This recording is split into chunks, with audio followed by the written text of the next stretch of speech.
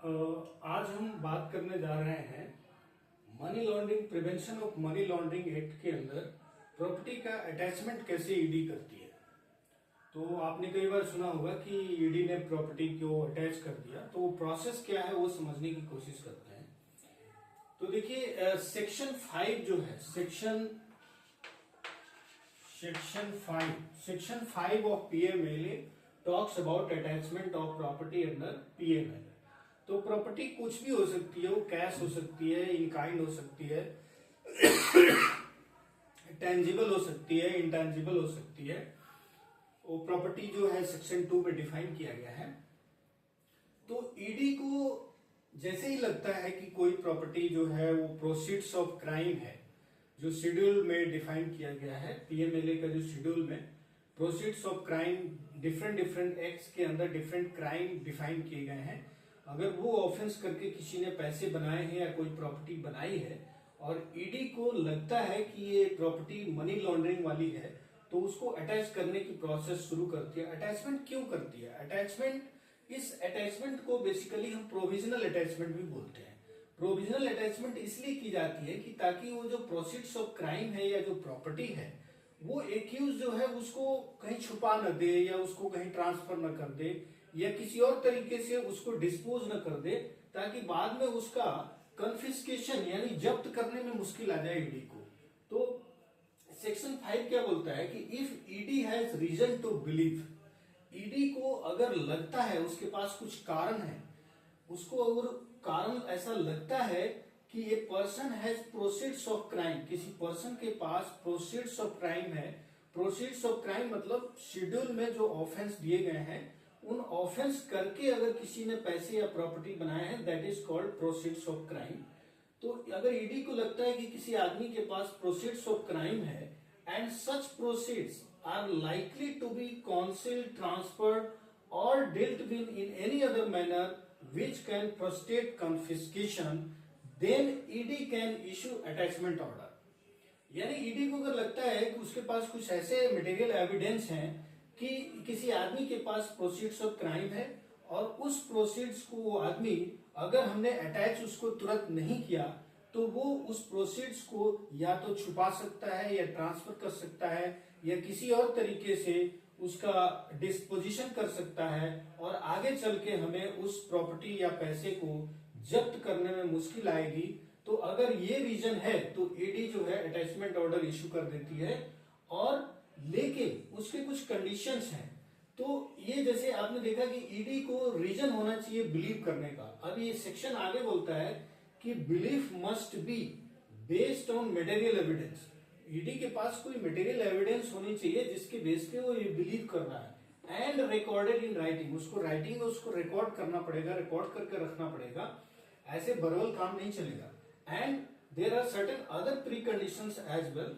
तो आगे बोलता है कि चार्जशीट मस्ट बी फाइल।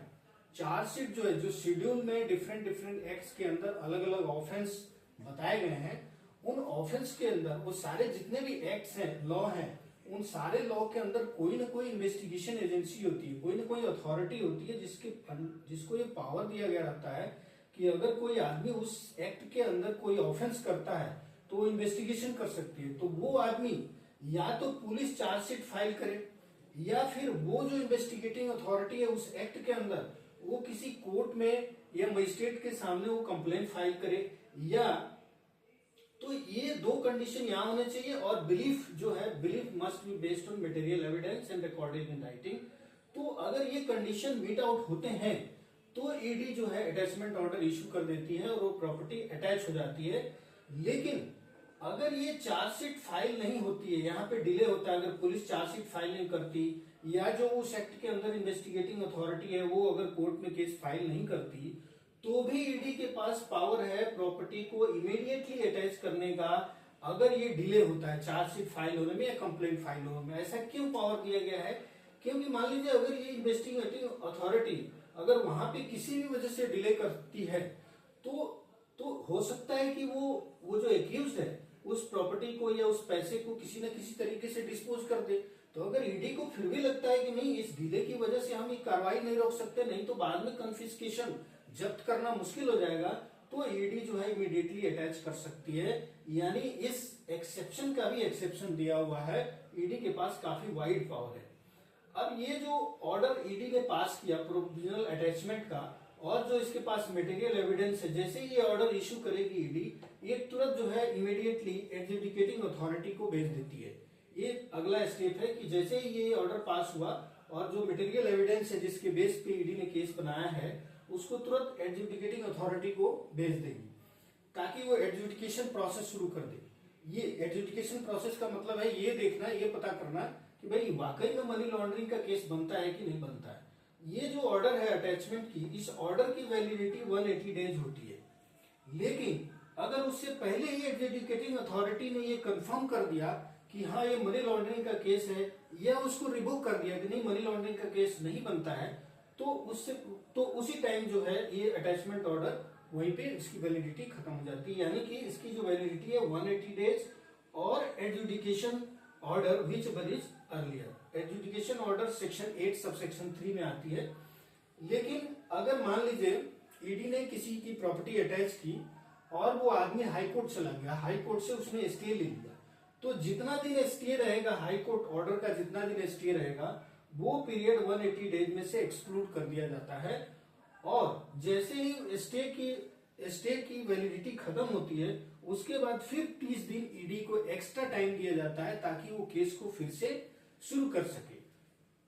तो ये ऑर्डर की वैलिडिटी होती है। और इसमें एक और इंटरेस्टिंग टॉपिक ये है, पॉइंट है कि भले ही ईडी अटैचमेंट ऑर्डर इशू कर देती है प्रॉपर्टी को या उस प्रोसीड्स ऑफ क्राइम को अटैच कर देती है, लेकिन इसका मतलब ये नहीं हुआ कि जिसकी वो प्रॉपर्टी है या उस प्रॉपर्टी में जिसका भी कोई इंटरेस्ट है, वो आदमी उसको एंजॉय नहीं कर सकता। वो जब तब तक एंजॉय करेगा जब तक वो एडजुडिकेटिंग अथॉरिटी का ऑर्डर नहीं आ जाता कि हाँ भाई ये मनी लॉन्ड्रिंग का केस बनता है या नहीं बनता है। तो ये अटैचमेंट ऑर्डर जो है, it does not affect the right to enjoyment of the property of any person who is interested in the property. तो आई होप कि ये अटैचमेंट ऑर्डर आप सबने अच्छे से समझा होगा और इसको आप समझ पाए होंगे।